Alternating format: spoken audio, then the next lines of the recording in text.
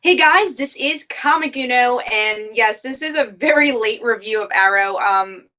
As you guys know, this is my hiatus for this week, Wednesday to Sunday. I'm taking a bit of a hiatus, but of course I want to do an hour review. I mentioned that, so I am doing an hour review. Late, yes, but there's just so much to talk about, and it was the return, and I was like, oh, I really want to talk about this.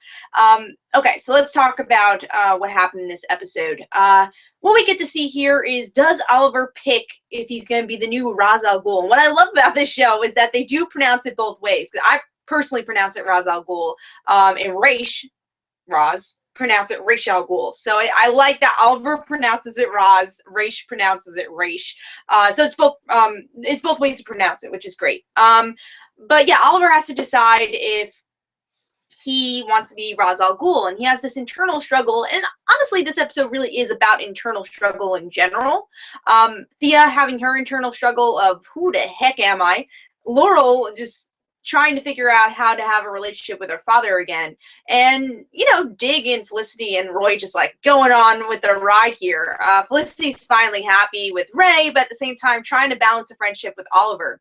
And there's actually a couple of cliffhangers here.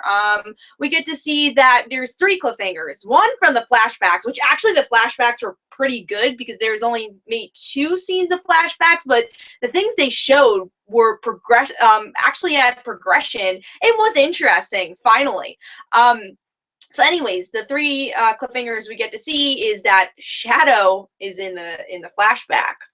Who knew? I'm sure she's still gonna have to die, or else there's a major plot hole with season 2 and Deathstroke, because Mora didn't have to die if Shadow never died. So either it's a mirage or someone else is going on.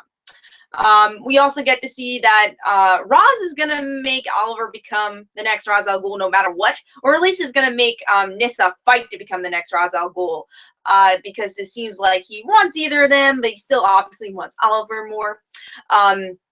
But yeah, so we get to see dress up as the Arrow to bring a bad name to the Arrow, and Oliver's finally accepting himself as the Arrow. It just took like 3 seasons.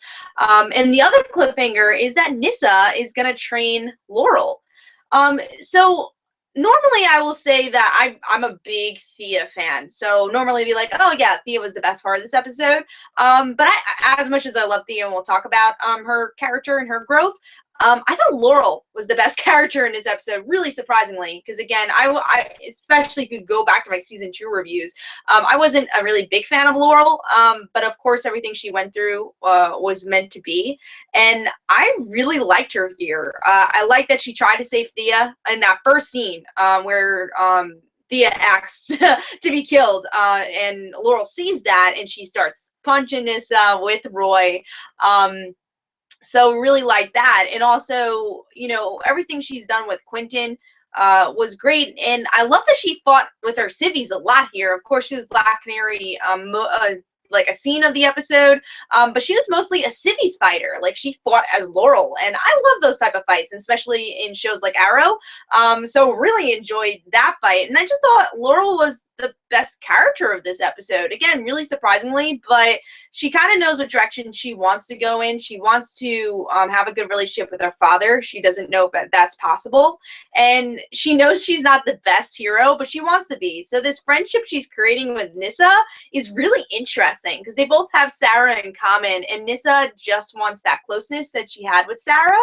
I don't know which direction this relationship's going to go, but I'm enjoying the ride, and I like their friendship, and I think this could be the real direction of seeing Laurel become the Black Canary we know and love from the comics, or at least a similar version to it, being a bit more badass. But of course, it's that journey of her becoming Black Canary. So thumbs up for Laurel this episode. Oliver was also obviously good here, trying to figure out if you want to be Ra's al Ghul. And what really made the Oliver parts here was Felicity. I haven't been loving Felicity in the last couple episodes just because I feel like Ray doesn't really fit in this season that much, and I still don't think Ray fits in this season. Even this episode there wasn't much Ray, but I feel like it's more of a love triangle thing than anything, and I don't think he fits this whole Ra's al Ghul arc, but that's just like a different story there. But I actually really like Felicity and Oliver, even though I thought Felicity was kind of flirting with Oliver. Is it just to make Felicity fans happy? Does he like her? Does she like Ray? I don't know. I was a bit confused with that, but at least it makes Oliver understand what point of view he wants to go in. He doesn't want to thank you. He does this for his group, and that's pretty cool. So I like Oliver's direction here. But yeah, this is definitely more of a character building episode, and I like that. I think we needed that. Of course, we had a lot of cliffhangers from last episode, so we still have cliffhangers though. Like I said, the shadow thing. Hopefully, they explain that. There's a lot of great progression here, and I thought it was a very solid episode. Honestly, did it blow my mind? No, but it was very solid. But let's talk about Thea. Of course, she's the last character to talk about because she is my favorite, and I thought Thea was, in the beginning, I was like, oh, she's getting like really angsty. And I was like, I understand why. But then you really go into her head and you understand why she's doing the things she's doing. She's just really confused, and she's a complicated character. And that's what I've always liked about her characters, that she, especially this season, is that she's very complicated. And you get to see that she wants to be her old self, or at least the innocence of her old self, but at the same time she wants the strength of her new self. And I think that was the real reason she kissed Roy in the end of this episode, is not that, oh my god, I gotta kiss Roy, I love you. It was more that I want that self. I still want that side of me, but I'm not that person. So I really like that conflict throughout the whole episode. Would I have liked some more action scenes with Thea? Of course. I still don't think we've seen enough. But it's cool to see this conflict between her. I just hope they kind of progress it a bit more. I don't want to see another episode of the same thing, and I think that's part is dragging out a bit.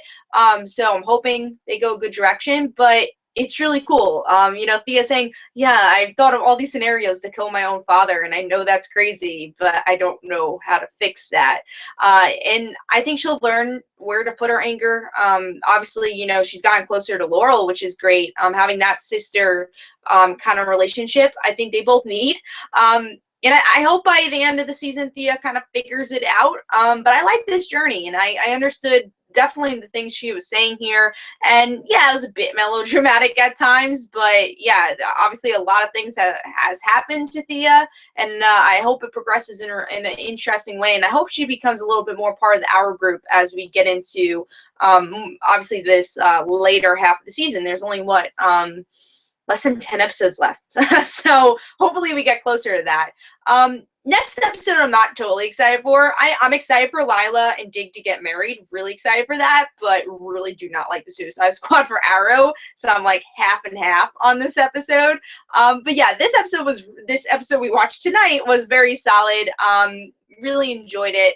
And excited to see what's to come. So I'm glad I was able to do a review. Again, this is my hiatus week, so sorry for the late review, but next week I'll have it on time. And sorry for the Google Plus thing. I just thought it'd be easier.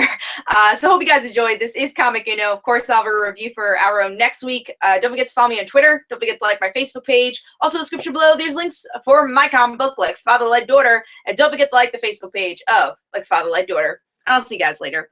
Bye.